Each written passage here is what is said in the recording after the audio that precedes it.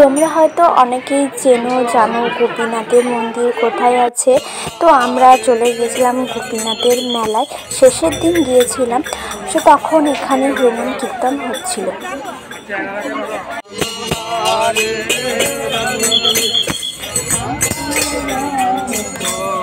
চলো বন্ধুরা, তোমাদেরকে এখান থেকেই ভিডিওটা শুরু করি। আমরা এখন টোটোর মধ্যে উঠে গেছি। এই যে আমি, মা, বড় মা, পাশের বাড়ি একটা দিদি, পাশের বাড়ি দিদির মেয়ে, আরও অনেকেই, সবাই মিলেই আমরা গিয়েছিলাম গোপীনাথের মেলায়। তো এখান দিয়ে আমরা এখন চলে যাচ্ছি, আমাদের এখান থেকে একদম টোটো করে একদম অগ্রদ্বীপ চলে যাচ্ছি। আমরা ট্রেনে করে যাইনি, ট্রেনে করে যেতেও অনেক প্রচুর ভিড়, তো মারা যাবে, তাই আর ট্রেনে করে যাইনি, একদম টোটোয় করেই আমরা চলে গেছি। তো আমরা অগ্রদ্বীপে চলে এসেছি। আর এখানে এইবারেও সব মেলা সব বসেছে, কাঠের মেলা। সেদিনকে ভাঙা মেলা ছিল, শেষের দিন আমরা গিয়েছিলাম 27 তারিখে, মার্চের 27।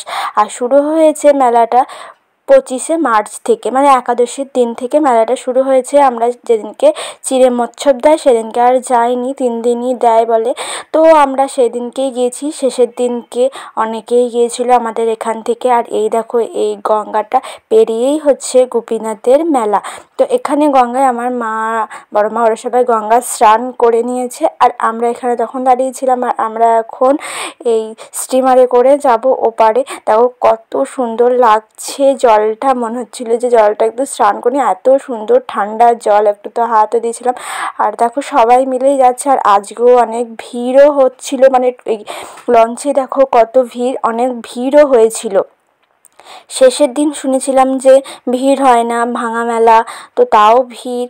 আর এই দেখো আমরা লঞ্চ পেরিয়ে এখন আমরা হেঁটে হেঁটে যাব একদম ঠাকুর মন্দিরের কাছে। তোমরা এখান থেকে টোটোও করতে পারো, আবার হেঁটেও চলে যেতে পারো। এই 5-6 মিনিট বা 8 মিনিটই লাগবে হাঁটা পথ। আমরা মেলা দেখতে দেখতে যাচ্ছিলাম।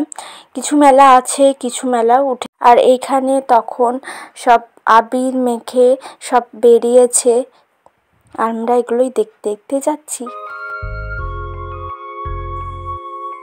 শ্রীকৃষ্ণ গোবিন্দ হরে মুরারি, হে নাথ নারায়ণ। আর চারিদিকেই শুধু মেলা মেলা, গোটা গ্রাম জুড়েই মেলা।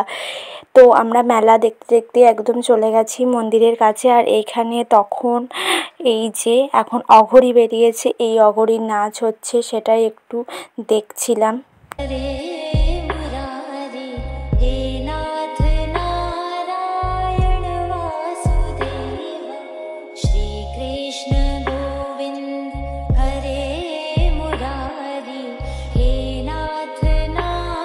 আর আমরা বাড়ি থেকে বেরিয়েছিলাম 11টার পর, আর পৌঁছাতে পৌঁছাতে প্রায় 12টা বেজে গিয়েছিলো, 12টা সাড়ে 12টা। আর এখানে তখন ঠাকুরকে সেবা দিয়েছে। এখানে হচ্ছে গোপীনাথের সমাধি আছে, এখানে আমরা দাঁড়িয়ে আছি কখন গেটটা খুলবে, তারপরে সবাই পুজো দেবে।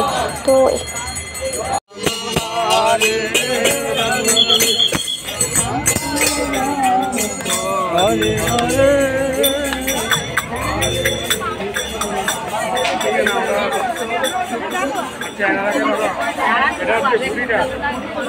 তারপরে গোপীনাথের মন্দির যেখানে সমাধি হয়েছে তার একটুখানি পরেই হেঁটে সামনেই ওখানে গোপীনাথের মন্দির। দেখো মন্দিরের সামনে সবাই বসে আছে, এটাই হচ্ছে মন্দির। মন্দির এখন বন্ধ, মন্দির খুলবে সেই 4টের সময়।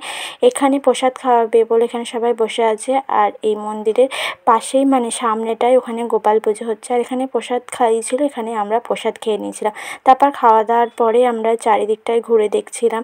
এখানে অনেক সাধু সন্ন্যাসীরা এসছে, অনেক দূর দূর থেকেও মানুষ এসেছে। জিজ্ঞাসা করেছিলাম, বলেছিল অনেকজনা মালদা থেকে এসেছে। দেখো সাধু সন্ন্যাসীরা এখানে সব বসে আছে, কত সাধু সন্ন্যাসী। আর তারপরেই আমরা মন্দিরের ভেতরে চলে গেলাম দর্শন করতে ঠাকুরের। এই ফার্স্ট টাইম আমি অগ্রদ্বীপে আসলাম, গোপীনাথ দর্শন করলাম, আর তোমাদের সাথে সেই ভিডিওটাই শেয়ার করলাম। এখানে কত ভিড় দেখতেই পাচ্ছ। আর এই যে আমাদের গোপীনাথের মন্দির, গোপীনাথ।